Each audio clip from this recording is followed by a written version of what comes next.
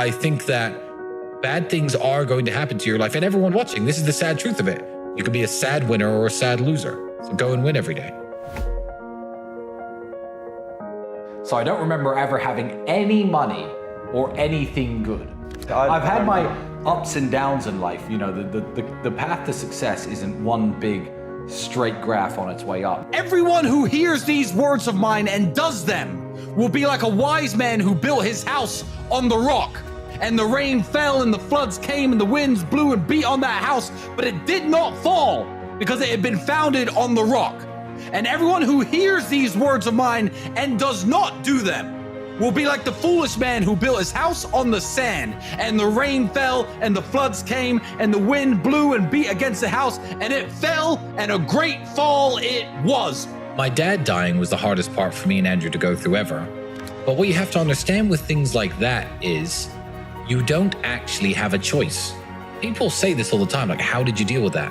It's like, well, what was my alternative? Bring him back to life? There is no way out of it. You can either, and people say this all the time, oh, my mother's got cancer, she's gonna die in 6 months. What do? I say enjoy the next 6 months with her. There are lots of situations in life where your hands are tied.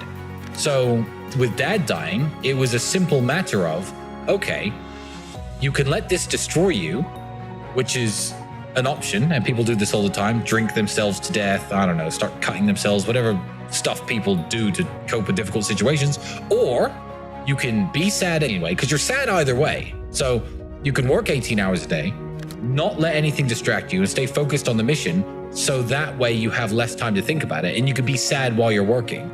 And then, you know, when you start to come to terms with everything, you've got millions of dollars, as opposed to, oh, I've come to terms with everything, but I'm in a rehab clinic. But there was a year, the year when I was living in that flat in Dunstable, when I couldn't afford the electricity. That year, I think for the entire 12-month period, me and Andrew made probably less than 7 or 8 grand total. So we ran out of electricity. We put an extension wire in the hallway and ran it into the apartment to charge our phones and our computers and stuff. And you couldn't close the door because the wire was too thick. Now that me and Andrew are in a position where we can guide young men, we can give young men who perhaps don't have the guidance they need a direction in life. And we've learned the hard way from trying different things, from coming up in a very bad way. We've learned the hard way how to live as men. So nowadays when people are reprimanding me because when I was 25, I started a webcam studio, and everyone's saying, oh, well, you know, you shouldn't have done that. Well, look, I was a 24-year-old with no money, struggling to pay the bills, who found a completely legal way to run business, as though when I was 25, I was telling everyone in the world, look, young men, everyone needs to be like me, I can show you the way. But that wasn't my message back then. I was a man trying to put bread on the table and trying to make money. It's one of the reasons that me and Andrew always preach about, you know, financial success and making money and all the things that we always talk about, because we understand that as ugly as it is, I guess, that the world revolves around money in such a way. It's not just the world, it's your relationships, your marriages, your family, the dynamic you have with your kids. It all revolves around money in one way or another, because it can make things a lot better, and money can also make things a lot worse, but being broke is harder than being rich. And I couldn't do fun things, and I couldn't go to nice bars or nice clubs. The fact that I was a kickboxer got a lot of attention. I could beat another man up. Sure, I was broke, but girls liked that. I always had pretty girlfriends. So what are you doing right now? If you are just a normal guy with a normal job, doing nothing, you don't produce any content, you're not talented, you can't do gymnastics or play the guitar, do something. Every dude on earth, and you're just another one of them. Unless you make yourself different in some way, you will never get scouted out. I don't think I found my purpose in life until I was 32. So I feel like my purpose in life now is to set a good example for young men in a world that doesn't have any good examples. I don't think everyone is going to reach that level of enlightenment with their mission. And I don't think everyone should, because when I was 28 and when I was 29, I was very happy. I was perfectly happy having not found what my purpose in life is. And you know what? I may think I know my purpose in life now. When I'm 40, I may realize it was actually something else and find something else. No, I don't believe life has to be a purpose. I just believe in making sure that you are happy and making sure that that happiness is spread as much as possible to the people you interact with and the people around you. That is a way to live a fulfilling life. You don't have to have a mission to live a fulfilling life or a purpose. You could live, basically by yourself your whole life. But if you really enjoy yourself and you really enjoy this trip around the sun that we're all taking, and everywhere you go, you're polite and you're nice and you're kind, who cares that you didn't impact the world, you know?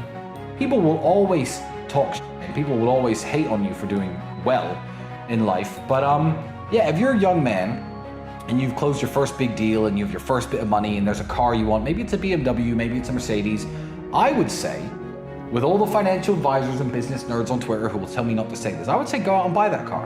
And then that car will increase your image, and then continue working, continue grinding, and then buy more cars. I used to lie and say you never have more than 5 friends your whole life. And that was a lie. Because what you have to understand is you're walking through the world hoping to meet these friends by random. By random chance, you're going to run into a guy with the same values as you, the same mission as you, the same mindset as you, the same goals as you, who's aligned in every way. You're not going to meet those people walking through the world.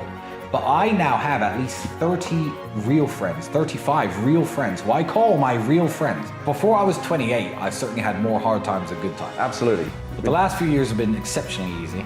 Even this one, where they send me to jail, it's fine. Justice has to be done, and God is going to make sure justice gets done. I'm going to make sure justice gets done. And even if they drop the case tomorrow, that's not justice. What, 15 months of my life, 3 months in jail, this many months on house arrest, the amount of money I've lost, my reputational damage. If they drop the case tomorrow, is that justice? I'd be more mad if I didn't go to prison with him. I'd feel like, I've taken all the good from being associated with Andrew, and, he builds me up and I build him up. And for him to be sitting in jail without me, it would just feel wrong. So I'm not even mad about it. I'm the opposite of mad about it. I'm glad they roped me in with it. I'm glad they said guilty by association. I'm glad they throw me in jail with him. And if they frame him for real and send him back, they better send me back too, or I'll break myself in. If you're gonna walk around the world running your mouth all the time about what you are and what you think you are, eventually something's gonna come along in the world and test you. If you walk around saying I'm the baddest man on the planet, I can beat anyone up on earth, one day someone in the street is gonna be like, you're the guy who thinks he can beat anyone up, and punch your lights out. I don't speak as much as Andrew, but I do say I'm a very strong-minded person. I always preach to young men, if you're going through hardships, you need to deal with it like a man, continue your training, stay focused.